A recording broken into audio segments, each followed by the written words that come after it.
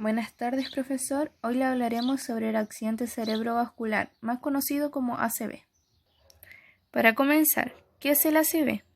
De acuerdo a la OMS, se entiende por accidente cerebrovascular a un síndrome clínico de desarrollo rápido debido a una perturbación focal de la función cerebral de origen vascular y de más de 24 horas de duración.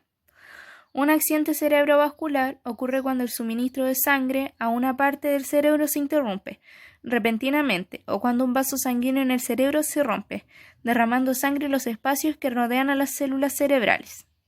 Existen dos tipos de ACV, el ACV isquémico y el ACV hemorrágico. ¿Cuándo ocurre el ACV isquémico? Este ocurre cuando una arteria que suministra sangre al cerebro queda bloqueada, reduciendo repentinamente o interrumpiendo el flujo de sangre y con el tiempo ocasionando un infarto en el cerebro. Aproximadamente un 80% de todos los accidentes cerebrovasculares son de tipo isquémico. Los coágulos de sangre son la causa más común del bloqueo arterial y del infarto cerebral. El proceso de coagulación es necesario y beneficioso en todo el cuerpo, debido a que detiene la hemorragia y permite reparar las áreas dañadas de las arterias o de las venas. Sin embargo, cuando los coágulos de sangre se forman en el lugar incorrecto dentro de una arteria, ocasionan una lesión devastadora, al interferir con el flujo normal de sangre. Los problemas de coagulación se hacen más frecuentes a medida que las personas avanzan en edad. Del 80% de los casos del ACV isquémico, del 40 al 50% son por oclusión de los grandes vasos, el 25% por infartos lacunares, el 5% por embolia, 5% por disturbios sanguíneos y el 5% por oclusión no ateromatosa. Los coágulos de sangre pueden ocasionar isquemia e infarto de dos formas. La primera es por accidente cerebrovascular embólico. Un coágulo que se forma en una parte del cuerpo fuera del cerebro puede trasladarse a través de los vasos sanguíneos y quedar atrapado en una arteria cerebral. Este coágulo libre se denomina embolo y a menudo se forma en el corazón. El otro es el accidente cerebrovascular trombótico. Es ocasionado por una trombosis. Una trombosis es la formación de un coágulo de sangre en una de las arterias cerebrales que permanece fijo a la pared arterial hasta que el aumento de tamaño, la suficiente para bloquear el flujo de sangre al cerebro. Los accidentes cerebrovasculares isquémicos también pueden ser ocasionados por estenosis o estrechamiento de una arteria debido a la acumulación de placa y de coágulos de sangre a lo largo de la pared arterial. La estenosis puede ocurrir tanto en las arterias grandes como en las pequeñas y por tanto se llama enfermedad de vasos grandes o enfermedad de vasos pequeños. ¿Cuándo ocurre un ACV hemorrágico?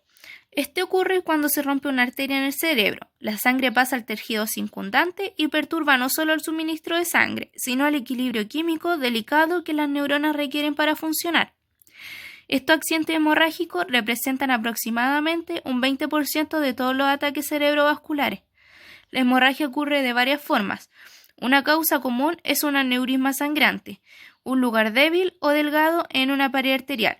Con el tiempo, estos lugares débiles se dilatan o se hinchan en forma de globo bajo una presión arterial elevada.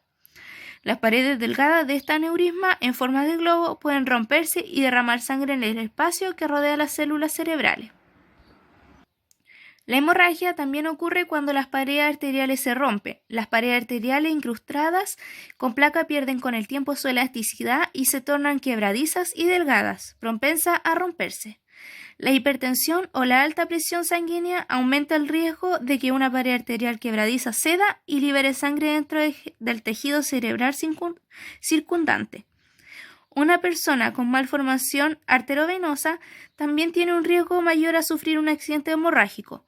Las malformaciones arterovenosas son un conglomerado de vasos sanguíneos y capilares defectuosos dentro del cerebro, que tienen paredes delgadas y pueden, por tanto, romperse. Este también puede deberse a dos formas. El ACV hemorrágico puede ser intracerebral. Aquí la sangre se vierte directamente en el tejido encefálico formando un hematoma. O puede ser también intracraneal, que es la acumulación de sangre en cualquier zona dentro del cráneo, por lo general entre el cráneo y las meninges que rodean el encéfalo y la médula espinal. El siguiente es el accidente hemorrágico subaracnoideo. Es una hemorragia de un vaso sanguíneo cerebral, un aneurisma o una malformación vascular en el espacio subaracnoideo. Se caracteriza por la aparición repentina de dolor de cabeza, vómitos con o sin pérdida de conciencia. La fisiopatología. Cuando se produce una obstrucción o una hemorragia, las neuronas inmediatamente adyacentes pierden su suministro de oxígeno y nutrientes. La incapacidad de atravesar el metabolismo aeróbico y producir ATP hace que las bombas de sodio y potasio y ATPasa fallen, lo que lleva a una acumulación de sodio. Conduce a la despolarización celular y la posterior liberación de glutamo.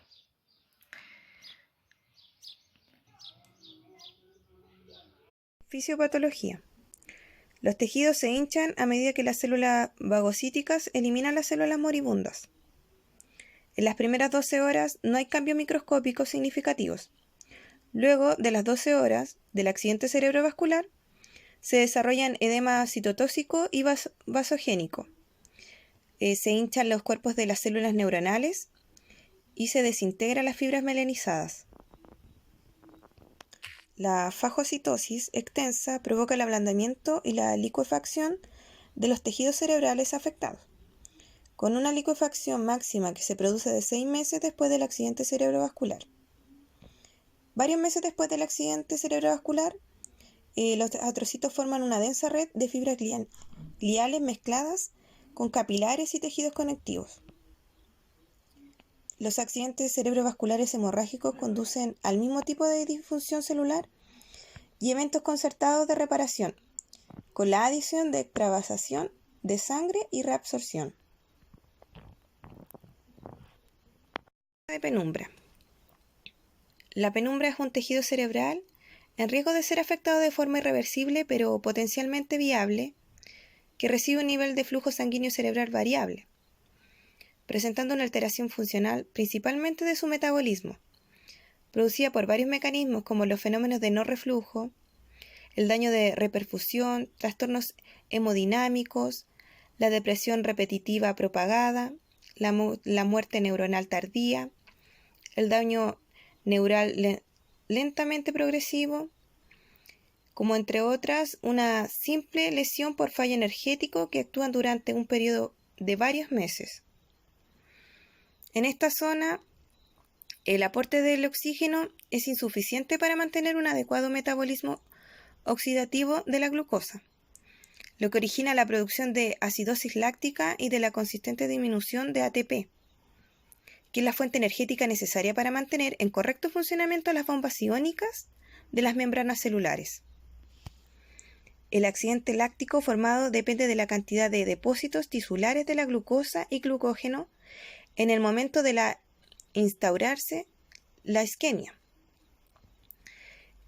La persistencia de la hiperglucemia después del desarrollo del fallo bioenergético origina una excesiva acidosis. Zona de necrosis. Es una afección por la que hay una pérdida de flujo de sangre hacia los tejidos óseos que hace que el hueso muera. Es más común en las caderas, las rodillas, los hombros y los tobillos. También puede obedecerse al uso de medicamentos, esteroides, por un largo tiempo. El abuso del alcohol, lesiones en las articulaciones, como enfermedades de cáncer y artritis. También se puede presentar en algún momento después de un tratamiento para el cáncer que incluya medicamentos como metotrexato, bisfosfonatos o corticosteroides. La necrosis también puede ser llamada necrosis aséptica, necrosis avascular y osteonecrosis. Fisiología.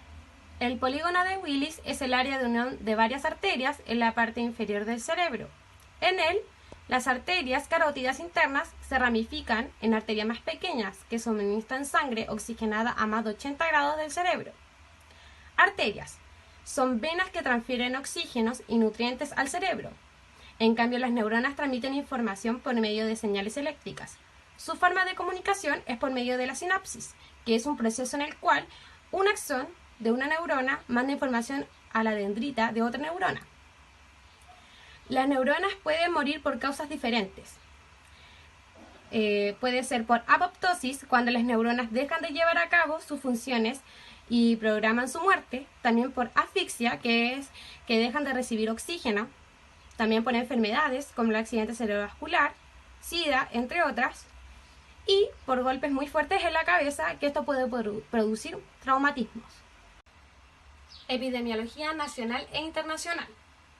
Al año en el mundo, según la OMS, 15 millones de personas sufren un ataque cerebral, en las cuales 5 millones fallecen y 5 millones quedan permanentemente con discapacidades.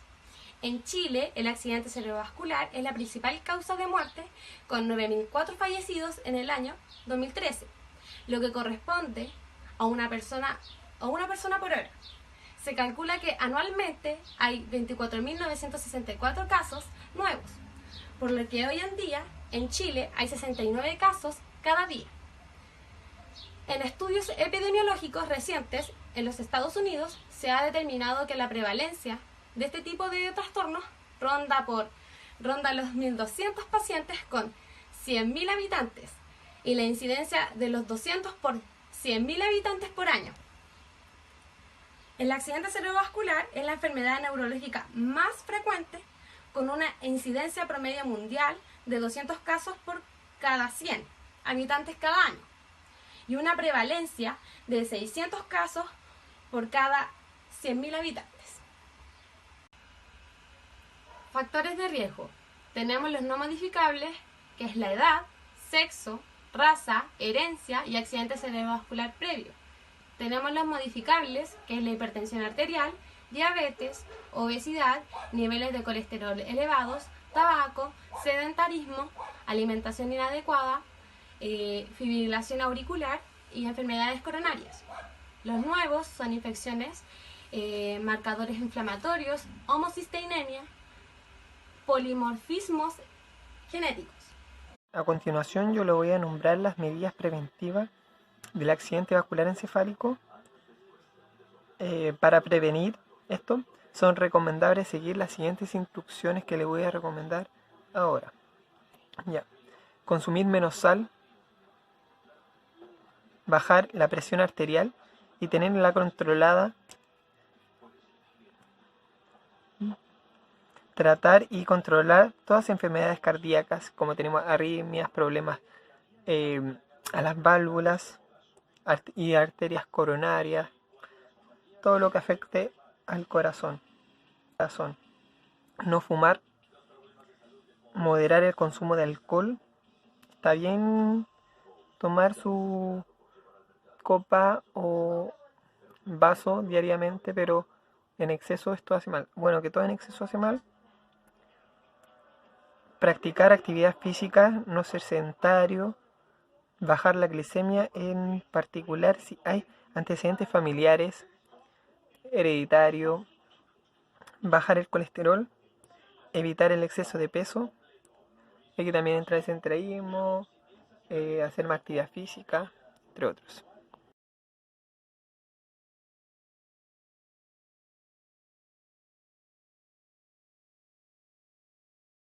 Para proseguir, yo les hablaré de los cambios y alteraciones microneuronales que ocurren a nivel encefálico.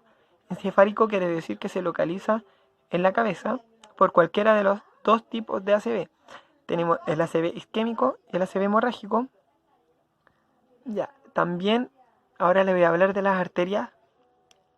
Tenemos en la parte más proximal del corazón las arterias con mayor calibre, en la parte un poco más medial o un poquito más proximal tenemos la de calibre medio, y en la parte más proximal, como la extremidad del cuerpo, tenemos la de menor calibre. Ahora le hablaré de las alteraciones arteriales trombóticas. La ateromatosis es el mecanismo más frecuente, especialmente cuando provoca manifestaciones clínicas. Afecta el segmento proximal de las arterias perforantes de mayor tamaño.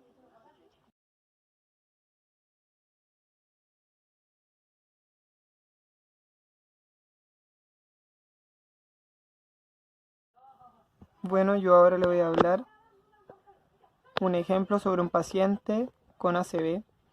¿Cómo se ve afectado desde el punto de vista holístico un grupo familiar que tiene su cuidado a un paciente de 85 años con postración severa, producto de una ACV. Las personas en situación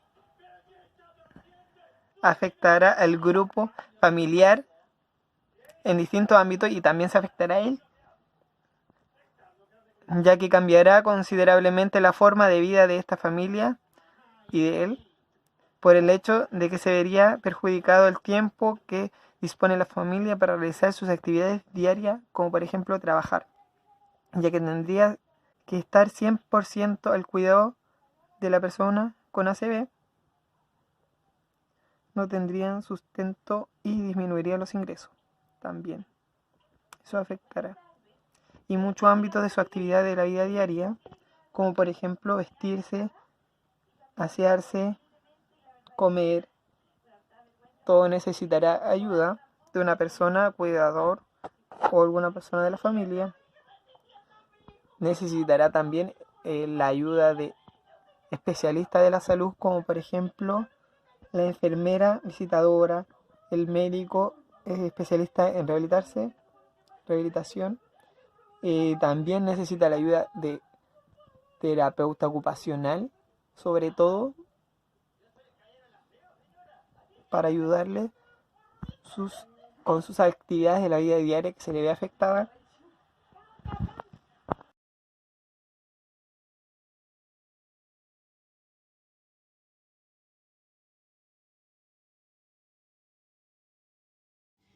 Algunas de las actividades de terapia ocupacional que nos serían útiles para atender a un paciente con las características mencionadas anteriormente serían: tipos de actividades para el área de psicomotricidad, reforzar marcha a través de arrastre de silla, trabajar a través de agarre con pelota sensorial casera confeccionada con globos con harina, reforzar marcha con el lado afectado junto a la pared, y realizar ejercicios de motricidad fina y gruesa que podrían ayudar a mejorar la fuerza muscular y la coordinación.